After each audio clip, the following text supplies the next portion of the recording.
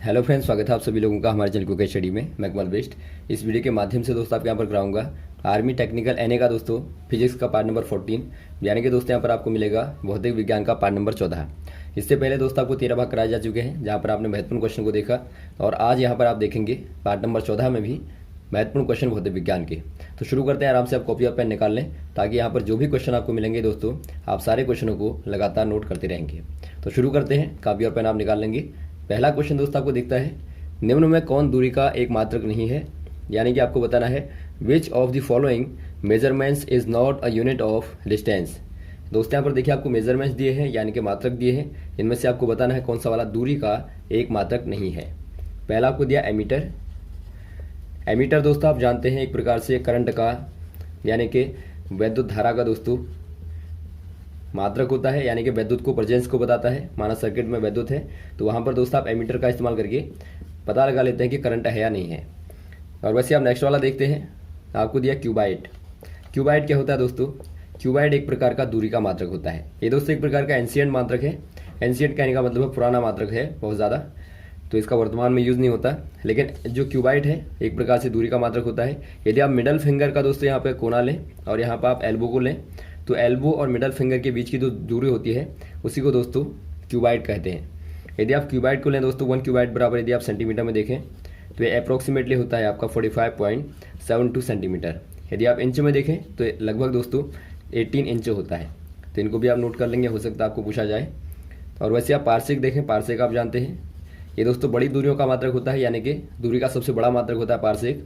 ये दोस्तों एक प्रकार से एस्ट्रोनॉमिकल दोस्तों डिस्टेंस को बताता है, यानी कि खगोलीय पिंडों की दूरी को बताता है। फॉर एग्जांपल आप लें, यदि आप सन को लें और आप दोस्तों अर्थ को लें, तो दोनों के बीच की यदि आपको दूरी बतानी है तो वहाँ पर दोस्तों आप लाइट ईयर का इस्तेमाल करते हैं या फिर पारसेक का यूज़ करते हैं।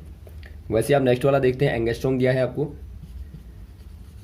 एंगस्ट्रॉम दोस्तों आप जानते हैं एक प्रकार से ये भी दोस्तों दूरी का मात्रक होता है। छोटी वाली दूरियों को, यानी कि स्मॉल डेस्टिनेशन को दोस्तों मापने के लिए। फॉर एग्जाम्पल यदि आप वेव को देखें, तो यदि आपको वेव की लेंथ को देखना है, वेव लेंथ को देखना है, तो वहाँ पर दोस्तों आप एंगस्ट्रॉम का यूज़ करते हैं। तो यहाँ पर आपने देखा दोस्तों बी, सी और डी तीनों ही क्या है दोस्तों, दूरी के मात्रक हैं, यानी कि यूनिट है डेस्टिनेशन की।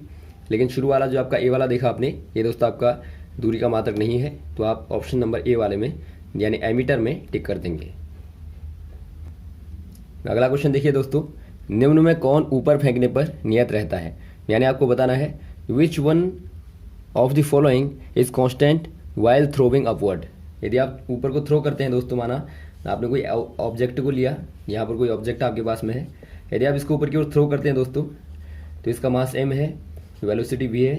तो आपको बताना है कि यहाँ पर कौन सा वाला नियत रहेगा, कॉन्स्टेंट रहेगा।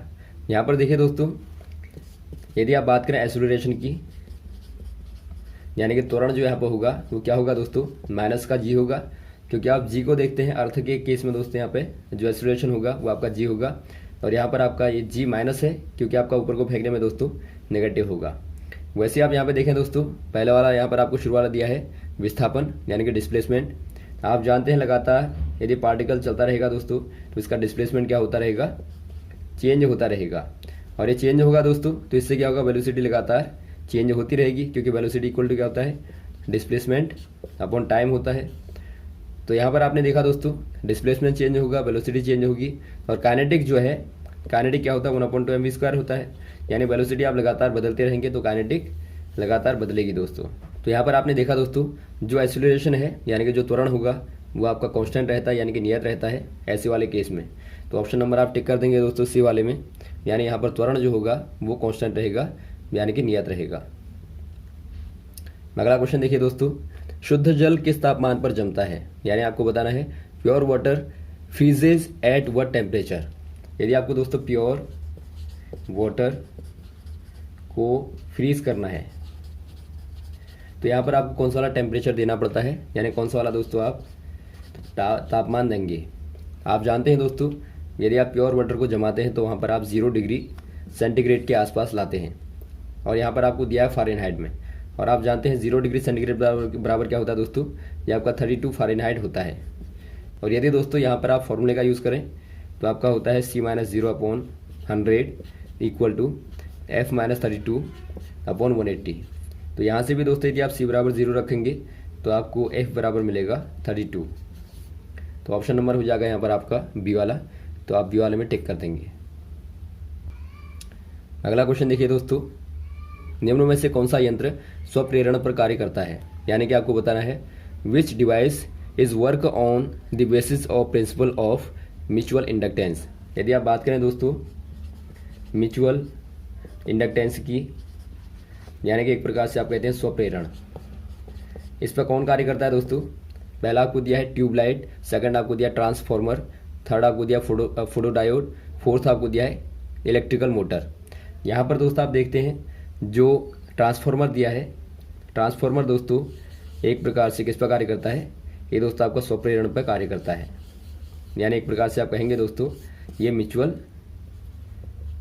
इंडक्टेंस पे वर्क करता है। यहाँ पर आप देखते हैं दोस्तों, यदि आप दो प्रकार की यहाँ पे कुंडलियाँ होती हैं यानी कॉइल्स होती हैं। यदि आप पहले वाले कॉइल्स में दोस्तों इलेक्ट्रिसिटी प्रोवाइड कराते हैं, यानी कि धारा को यहाँ से बहाते हैं, माना यहाँ से आपने एसी को दिया, आप जानते हैं जो एसी पे जो ट्रांसफार्मर है दोस्तों एसी पे कार्य करता है, यानी कि अल्टरनेटिंग करंट पे, या फिर आप कहें दोस्तों प्रत्यावर्ती धारा पर कार्य करता है। तो यहाँ पर आप देखते हैं दोस्तों यहाँ से आपने प्रोवाइड की, तो इससे क्या होता है एक प्रकार का मैग्नेटिक फील्ड उत्पन्न होगा, निकलेगा, और उससे यहाँ पे जो सेकंड वाली कॉइल है वहाँ भी दोस्तों इलेक्ट्रिसिटी पैदा हो जाती है। तो यहाँ पर आप देखते हैं यहाँ पर दोस्तों क्या होगा, करंट बहने लगेगी, और यही दोस्तों क्या कहलाता है, म्यूचुअल इंडक्टेंस कहलाता है। तो यहाँ पर देखिए दोस्तों दो प्रकार के यहाँ पर ट्रांसफार्मर होते हैं। यदि आप सेकंड वाली कुंडलियों को बढ़ा दें, यानी यहाँ पर दोस्तों आप फेरों की संख्या को बढ़ा देंगे, तो ये आपका स्टेप अप का कार्य करेगा, यानी कि वोल्टेज को दोस्तों गेन करने का या फिर आप कहें बढ़ाने का दोस्तों कार्य करेगा। वैसे यहाँ पर यदि आप घटा दें दोस्तों नंबर ऑफ स्टेप को, या फिर आप कहें नंबर ऑफ यहाँ पर आप टर्म्स को घटा दें दोस्तों, यानी फेरों की संख्या को कम कर दें, तो ये आपका स्टेप डाउन के तौर पर कार्य करेगा, यानी कि दोस्तों यहाँ पर आप वोल्टेज कम कर देंगे। तो यहाँ पर आप बहुत सारे क्वेश्चन यहाँ पर आपको आते हैं ट्रांसफार्मर के आधार पर, ये आपको सारे बता दिए। तो यहाँ पर जो क्रोड होती है दोस्तों वो आपकी एक प्रकार से नम लोहे की, यानी एक प्रकार से आप कहेंगे दोस्तों सॉफ्ट आयरन की खास तौर पर यूज़ होती है, यानी जो प्रचलित क्रोड होती है वो आपकी दोस्तों सॉफ्ट आयरन की बेसिकली यूज़ होती है। तो इनके आधार पर जो महत्वपूर्ण क्वेश्चन है ट्रांसफार्मर के आधार पर आप याद रखेंगे। तो यहाँ पर जो पूछा गया दोस्तों ये आपका म्यूचुअल, ऑप्शन नंबर आप बी वाले में टिक कर देंगे, जो ट्रांसफार्मर होता है वो दोस्तों कार्य करता है। अगला क्वेश्चन देखिए दोस्तों, recoil of a gun is example of. आप देखते हैं दोस्तों यदि आपको गन को रिकॉइल करना है तो ये किसका एग्जाम्पल है। आपने कोई यहाँ पर गन ली और आप दोस्तों इसको रिकॉइल करते हैं। आपने देखा होगा दोस्तों यहाँ पे यदि आप रिकॉइल करने में स्प्रिंग का यूज़ करते हैं, यहाँ पे गन में स्प्रिंग होती है और आप दोबारा भरेंगे तो वहाँ पर दोस्तों आप क्या करते हैं, तो वहाँ पर एक प्रकार से दोस्तों जो लीनियर मोमेंटम होता है, लीनियर मोमेंटम यानी कि रेखीय संवेग जो होता है दोस्तों यही एक प्रकार से कार्य में आता है। यानी कि एक प्रकार से दोस्तों आप कहेंगे जो लीनियर मोमेंटम होता है या रेखीय संवेग होता है वो कंजर्व रहता है, यानी आप जितना ही दोस्तों मोमेंटम पीछे की ओर देंगे उतना ही मोमेंटम आगे की ओर लगेगा, या फिर आप कहें दोस्तों जितना ही बल पीछे की ओर लगता है उतना ही बल आगे की ओर लगेगा, यानी यहाँ पर न्यूटन का थर्ड लॉ या फिर आप कह सकते हैं conservation of linear momentum apply होता है। तो ऑप्शन नंबर कौन सा दिखता है दोस्तों आपको यहाँ पे, ऑप्शन नंबर यहाँ पर आपको दिखता है बी वाला, तो बी वाला आप टिक कर देंगे दोस्तों, रेखीय संवेग संरक्षण के सिद्धांत पर कार्य करता है। अगला क्वेश्चन देखिए दोस्तों, बिंदु ए बिंदु बी से निम्न वैद्युत स्थितिज ऊर्जा में है या फिर आप कहें दोस्तों निम्न विभव में है, और एक इलेक्ट्रॉन जो कि ए और बी के बीच में है तो कहाँ को जाएगा। यानी दोस्तों यहाँ पर आपको पूछा गया है point A is at a lower electrical potential than point B, an electron between them on the line joining them will. यानी कि दोस्तों यहाँ पर आपको कहा गया है दो दोस्तों, माना यहाँ पर आप कोई परिपथ ले लें या फिर आप दोस्तों कहें यहाँ पर आपने कोई सर्किट लिया, यहाँ पर आपने सर्किट लिया कोई, और यहाँ पर आपको दो पॉइंट दिए हैं, पहला पॉइंट आपका ए है और सेकंड पॉइंट बी है, और यहाँ पर आपको कहा गया है जो पॉइंट ए है दोस्तों वहाँ पर लोअर इलेक्ट्रिकल पोटेंशियल है, यानी कि यहाँ पर दोस्तों क्या है जो इलेक्ट्रिकल पोटेंशियल है, यानी आप वी ए कह सकते हैं, ये दोस्तों आपका लोअर है as compare to point B, यानी पॉइंट बी पे दोस्तों ज़्यादा पोटेंशियल है, ज़्यादा विभव है, और यहाँ पे दोस्तों ए पे कम विभव है। तो आपको बताना है दोनों में से दोस्तों माना यहाँ पर कोई इलेक्ट्रॉन एग्जिस्ट करता है, यहाँ पर कोई इलेक्ट्रॉन है, तो ये दोस्तों दोनों में से किसकी तरफ जाएगा, यानी ए की तरफ आएगा या बी की तरफ आएगा, आपको बताना है। पहला आपको दिया है मूव टुवर्ड ए, सेकंड आपको दिया move toward B, remain at rest, और फोर्थ आपको दिया नन ऑफ दीज।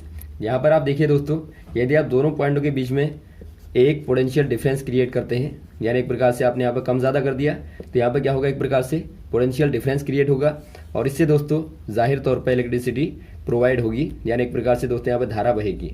तो यहाँ पर जो इलेक्ट्रॉन होगा दोस्तों कहाँ की ओर बहेगा, ये आपको पूछा गया है।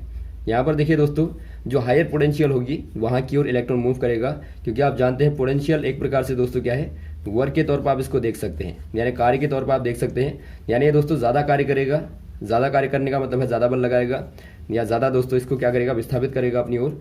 तो आप यहाँ पर कह देंगे इलेक्ट्रॉन दोस्तों बी की तरफ, यानी कि ज़्यादा विभव की तरफ, या फिर आप कहें दोस्तों ज़्यादा इलेक्ट्रिकल पोटेंशियल वाले की तरफ जाएगा।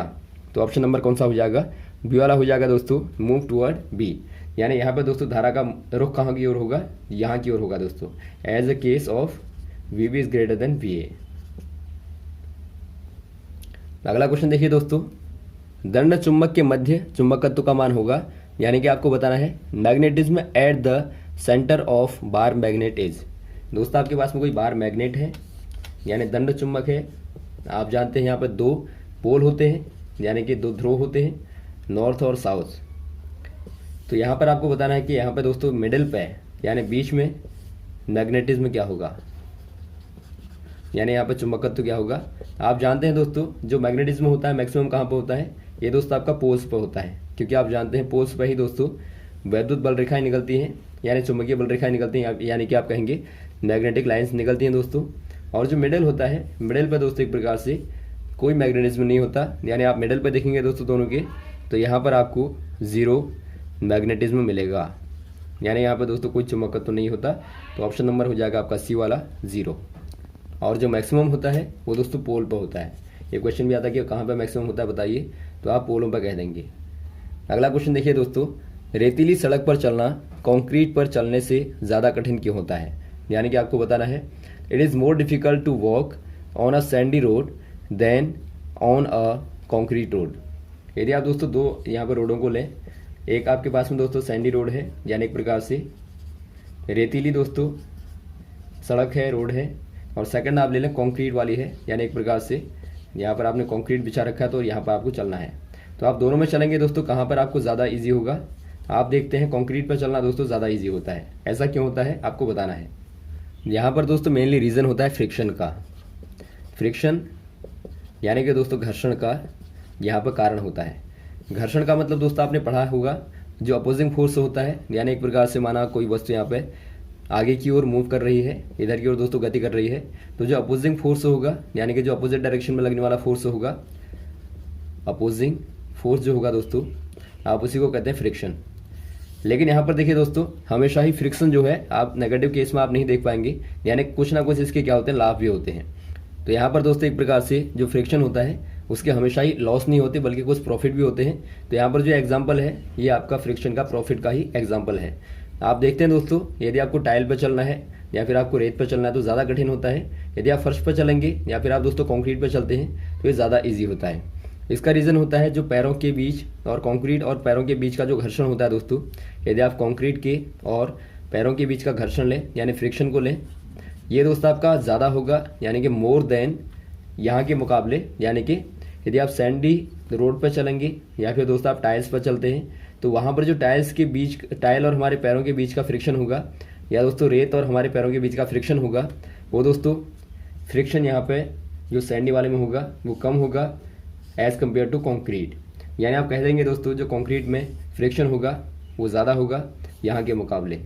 तो यही रीज़न होता है दोस्तों, यहाँ पर आपको चलने में ज़्यादा ईजी होता है। तो यहाँ पर आप कह देंगे कॉन्क्रीट तथा पैरों के बीच घर्षण अधिक होता है, यानी कि आप कह देंगे दोस्तों the friction between concrete and feet is more. Option number आपका डी वाला हो जाएगा, यहाँ पर ज़्यादा होता है। अगला क्वेश्चन देखिए दोस्तों, डैश बदलने में दृष्टिकारी प्रयुक्त होते हैं, यानी कि आपको बताना है rectifiers are used to convert. यदि आप रेक्टिफायर की बात करें दोस्तों, जो रेक्टिफायर्स होते हैं इनका यूज़ कहाँ पर होता है। रेक्टिफायर में दोस्तों आप यूज़ करते हैं डायोड का। माना यहाँ पर आप देखें, एक सर्किट को देखें, यहाँ पर आप देखिए, यहाँ पर आप देखते हैं दोस्तों, यह एक प्रकार का क्या है, रेक्टिफायर है। तो ये क्या करता है दोस्तों, माना यहाँ से आपने कोई सिग्नल दिया, यहाँ पर आपने कोई सिग्नल दिया दोस्तों, ये आपका सिग्नल एसी वाला होगा, यानी कि जो अल्टरनेटिंग करंट होती है उसका होगा, यानी प्रत्यावर्ती धारा का सिग्नल होगा एसी का।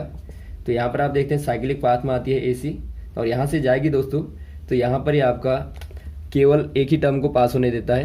तो आप यहाँ पे जानते हैं दोस्तों, जो डायोड सर्किट होती है वो आपकी फॉरवर्ड या बैकवर्ड बायसिंग में होती है। तो वहाँ पर दोस्तों आप जानते हैं एक ही आपका पास होगा और सेकंड वाले को काट देगा।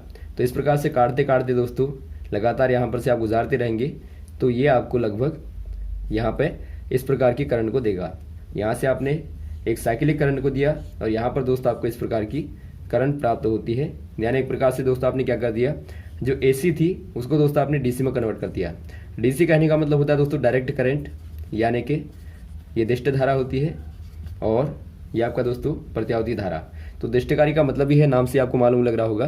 दिष्टकारी मतलब दोस्तों जो एसी को डीसी में कन्वर्ट करने वाला होता है, यानी रेक्टिफायर मतलब जो एसी को डीसी में कन्वर्ट करता है। तो ऑप्शन नंबर आपका ए वाला हो जाएगा, एसी टू डीसी। तो आप कह देंगे जो दिष्टकारी होते हैं, यानी कि दोस्तों जो रेक्टिफायर होते हैं एसी को डीसी में कन्वर्ट करते हैं। तो यहाँ तक दोस्तों आप क्वेश्चन को तैयार करेंगे और भी इस प्रकार के क्वेश्चन आपको लगातार बताते रहेंगे। यदि आपको कोई कन्फ्यूजन हो दोस्तों तो आप कमेंट बॉक्स में कमेंट कर सकते हैं। Okay, thanks. जय हिंद, जय भारत।